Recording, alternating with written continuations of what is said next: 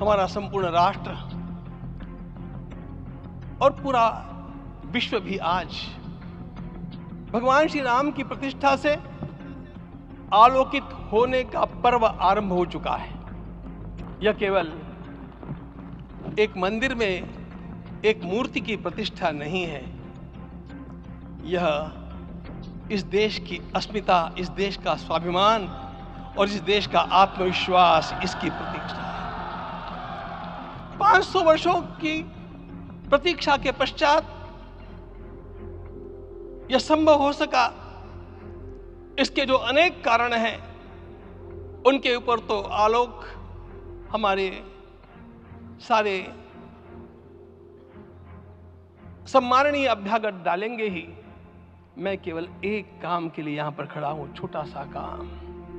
कारण तो अनेक होते हैं, लेकिन अनेक कारण मिलते मिलते आखिर वे एक विशिष्ट स्तर तक पहुंच जाते हैं और उस स्तर पर कोई महापुरुष हम लोगों को उपलब्ध होता है और उस विभूति के कारण युग परिवर्तित हो जाता है।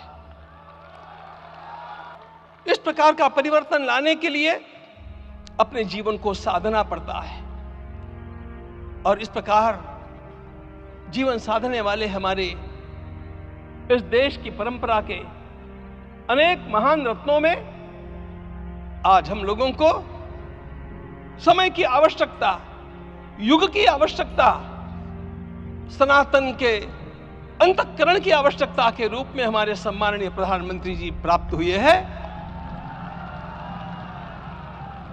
आपके मंगल हाथों से आज प्रतिष्ठा होने की बात थी, लेकिन मुझे इस बात का आश्चर्य हुआ जब मुझे लगभग 20 दिन पूर्व समाचार मिले कि माननीय प्रधानमंत्री जी को इस प्रतिष्ठा के लिए स्वयं अपने लिए क्या क्या अनुष्ठान करके सिद्ध करना चाहिए स्वयं को, उसकी नियमावली आप लिख करके भेजें।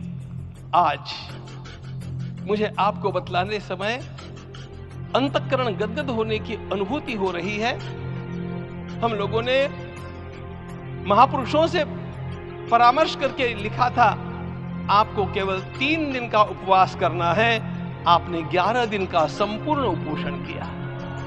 हमने 11 दिन एक भुक्त रहने के लिए कहा था, उन्होंने अन्न का ही त्याग कर दिया। हमने कहा था कि आपको विदेश प्रवास नहीं करना चाहिए, विदेश प्रवास टाल दिया सांसर्गिक देशों के इस दोषों की संभावना के कारण। लेकिन दिव्य देशों का प्रवास ऐसा किया, नासिक से आरंभ किया, गुरुवायूर गए, श्रीरंगम गए, रामेश्वरम गए। इन सारे स्थानों पर जाकर के वहां के परमाणुओं को लेकर के और पूरी भारत माता के हर कोनों में जाकर के मानो वे निमंत्रण दे रहे थे कि आइए दिव्य आत्माओं, अयोध्या पधारिए और हमारे राष्ट्र को महान बनाने के लिए आशीर्वाद दीजिए।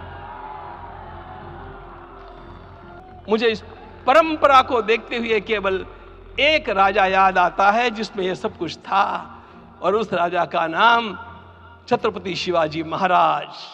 छत्रपति शिवाजी महाराज। मित्रों, लोगों को पता नहीं है शायद, वे स्वयं जब मल्लिकार्जुन के दर्शन के लिए श्रीशैलम के ऊपर गए, 3 दिन का उपवास किया, 3 दिन शिव मंदिर में रहे और महाराज ने कहा कि मुझे राज्य नहीं करना है, मुझे संन्यास लेना है।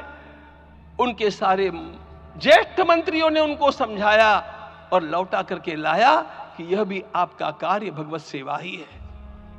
आज हम लोगों को उसी प्रकार के एक महापुरुष ऐसे प्राप्त हुए हैं जिसको भगवती जगदम्बा ने स्वयं हिमालय से लौटा करके भेज दिया कि जाओ भारत माता की सेवा करो।